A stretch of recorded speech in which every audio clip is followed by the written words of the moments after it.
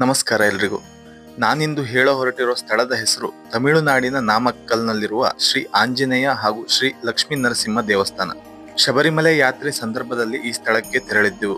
ದೇವಾಲಯದ ಸ್ಥಳ ಪುರಾಣ ಹೇಳುವುದಾದ್ರೆ, ಆಂಜನೇಯ ಸ್ವಾಮಿ ನೇಪಾಳದ ಗಂಡಕಿ ನದಿಯಲ್ಲಿ ಸ್ನಾನ ಮಾಡುತ್ತಿರುವಾಗ ಅಪರೂಪದ ನಾರಾಯಣನ ರೂಪವಿರುವ ಸಾಲಿಗ್ರಾಮವೊಂದು ಸಿಗುತ್ತದೆ. ಅದನ್ನು ತೆಗೆದುಕೊಂಡು ಪ್ರಸ್ತುತ ನಾಮಕ್ಕಲ್ ಮುಖಾಂತರ ಹಾದು ಹೋಗುತ್ತಿರುವಾಗ ಲಕ್ಷ್ಮೀ ದೇವಿಯು ನರಸಿಂಹನ ಅವತಾರ ಕಾಣಲು ಧ್ಯಾನಿಸುತ್ತಿರುವುದಾಗಿ ದೇವಿ ತಿಳಿಸುತ್ತಾಳೆ. ಆಗ ಆಂಜನೇಯ ಸ್ವಾಮಿ ಸಾಲಿಗ್ರಾಮವನ್ನು ಲಕ್ಷ್ಮೀ ದೇವಿ ಕೈಗೆ ನೀಡಿ ತಾವು ಮರಳಿ ಬರುವವರೆಗೂ ಸಾಲಿಗ್ರಾಮವನ್ನು ಭೂಮಿಯ ಮೇಲೆ ಇಡಬಾರದಾಗಿ ಹೇಳಿಕೊಳ್ಳುತ್ತಾರೆ. ಹಾಗೆ ಅಲ್ಲಿಗೆ ನಿರ್ದಿಷ್ಟ ಸಮಯದಲ್ಲಿ ಬರುವುದಾಗಿ ತಿಳಿಸಿ ಅಲ್ಲಿಂದ ಹೊರಡುತ್ತಾರೆ. ಆದರೆ ಆಂಜನೇಯ ಸ್ವಾಮಿ ಹೇಳಿದ ಸಮಯಕ್ಕೆ ಬಾರದ ಕಾರಣ ಲಕ್ಷ್ಮೀ ದೇವಿಯು ಧ್ಯಾನವನ್ನು ಮುಂದುವರಿಸುವ ಸಲುವಾಗಿ ಆ ಸಾಲಿಗ್ರಾಮವನ್ನು ಅಲ್ಲಿಯೇ ಭೂಮಿಯ ಮೇಲೆ ಇಟ್ಟು ಬಿಡುತ್ತಾಳೆ. ತಕ್ಷಣ ಆ ಶಿಲೆ ಬೃಹದಾಕಾರವಾಗಿ ಬೆಳೆದು ಬೆಟ್ಟದ ರೂಪ ತಾಳುತ್ತದೆ. ಆ ಬೆಟ್ಟದಲ್ಲಿ ನರಸಿಂಹ ದೇವರ ರೂಪ ಒಡಮೂಡುತ್ತದೆ. ಸಾಲಿಗ್ರಾಮವನ್ನು ಸ್ವೀಕರಿಸುವ ವೇಳೆ ನರಸಿಂಹ ಸ್ವಾಮಿಯ ಸ್ತೋತ್ರವನ್ನು ಜಪಿಸುತ್ತಿದ್ದ ಕಾರಣ ಲಕ್ಷ್ಮೀ ದೇವಿಯ ತಪಸ್ಸಿಗೆ ಮೆಚ್ಚಿ ನರಸಿಂಹ ದೇವರು ಆ ಬೆಟ್ಟದಲ್ಲಿ ಶಿಲೆಯ ರೂಪದಲ್ಲಿ ದರ್ಶನ ನೀಡುತ್ತಾರೆ. ಹೀಗೆ ದರ್ಶನ ನೀಡುತ್ತಿದ್ದಂತೆ ಎಡಬಲಗಳಲ್ಲಿ ಬ್ರಹ್ಮದೇವರು ಹಾಗೂ ಶಿವ ನೆಲೆ ನಿಂತು ಸ್ತೋತ್ರ ಜಪಿಸುತ್ತಾರೆ.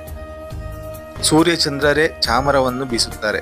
ನರಸಿಂಹಸ್ವಾಮಿಯ ನಾಮ ಜಪಿಸುತ್ತಾ ಲಕ್ಷ್ಮೀದೇವಿಯು ಸಾಲಿಗ್ರಾಮ ಸ್ವೀಕರಿಸಿದ್ದರಿಂದ ಈ ಬೆಟ್ಟಕ್ಕೆ ನಾಮಗಿರಿ ಅಥವಾ ನಾಮಕ್ಕಲ್ ಎಂಬ ಹೆಸರು ಬಂದಿದ್ದಾಗಿ ಪುರಾಣಗಳು ಉಲ್ಲೇಖಿಸುತ್ತವೆ. ಲಕ್ಷ್ಮೀದೇವಿಯು ಸ್ವಾಮಿಗೆ ಪ್ರತಿದಿನವೂ ಪೂಜೆ ಮಾಡಬೇಕೆಂಬ ಆಶಯದಿಂದ ಸ್ವಾಮಿಯ ಬಲಭಾಗದಲ್ಲಿ ಸ್ವಾಮಿಯ ಪ್ರತಿಮೆಗಿಂತ ಸ್ವಲ್ಪ ಕೆಳಗೆ ಅಭಿಮುಖವಾಗಿ ನೆಲೆ ನಿಂತಿದ್ದಾಳೆ.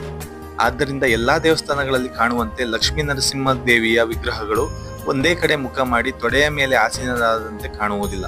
ಈ ದೇವಸ್ಥಾನದ ಎದುರಿಗೆ ಸುಮಾರು 100 ಮೀಟರ್ ದೂರದಲ್ಲಿ 18 ಅಡಿ ಎತ್ತರದ ಆದರೆ ಸ್ವಾಮಿಗಿಂತ 32 ಅಡಿ ಕೆಳಕ್ಕೆ ಸ್ವಾಮಿಯ ಕಾಲಿಗೆ ನಮಿಸುತ್ತಿರುವ ರೀತಿಯಲ್ಲಿ ಜಪಮಾಲೆ ಹಿಡಿದು ಆಂಜನೇಯ ಸ್ವಾಮಿ ನೆಲೆ ನಿಂತಿದ್ದಾರೆ. ದೇವಸ್ಥಾನಕ್ಕೆ ಬರುವ ಭಕ್ತರುಗಳು ಮೊದಲು ಆಂಜನೇಯ ಸ್ವಾಮಿಯ ದರ್ಶನ ಪಡೆದು ತದನಂತರವೇ ಈ ದೇವಸ್ಥಾನಕ್ಕೆ ಹೋಗುತ್ತಾರೆ. ಈ ಎಲ್ಲಾ ಮಾಹಿತಿಯನ್ನು ಅಲ್ಲಿನ ಅರ್ಚಕರು ಪ್ರತಿದಿನ ಮುಂಜಾನೆ ಹಾಗೂ ಮಧ್ಯಾಹ್ನ ದೇವಸ್ಥಾನದ ಬಾಗಿಲು ತೆರೆಯುವ ವೇಳೆ ಮಂತ್ರದ ರೂಪದಲ್ಲಿ ಭಕ್ತಾದಿಗಳಿಗೆ ಮಾಹಿತಿ ನೀಡುತ್ತಾರೆ. ಈ ದೇವಸ್ಥಾನಕ್ಕೆ ದರ್ಶನ ಮಾಡಲು ಹೋಗುವವರಿಗೆ ಒಂದು ಪ್ಯಾಟರ್ನ್ ಇದ್ದು ಅದೇ ರೀತಿಯಲ್ಲಿ ದೇವಸ್ಥಾನಕ್ಕೆ ದರ್ಶನಕ್ಕಾಗಿ ತೆರಳಬೇಕು.